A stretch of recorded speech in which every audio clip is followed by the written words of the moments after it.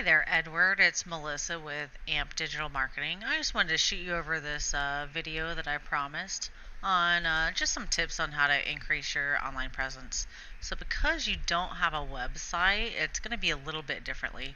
So I just kind of Googled floor install Bellevue, Washington to see who comes up on the site. So basically all of these sites up here are from paid ads. This as well is called the map pack. This is basically websites that are being pushed through citations.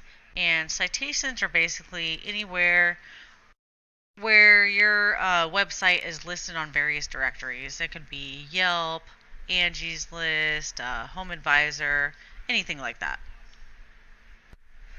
But I would recommend getting a website so you can get your business seen organically and not have to pay for all of those citations. So basically, if you come down here, let's see here. This looks like the first organic lead. So let's go to that.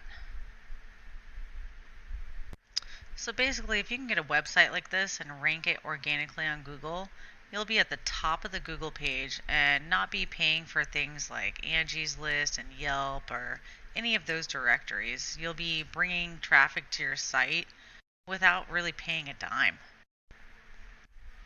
And honestly, their website's not even that great. They would be really easy to outrank.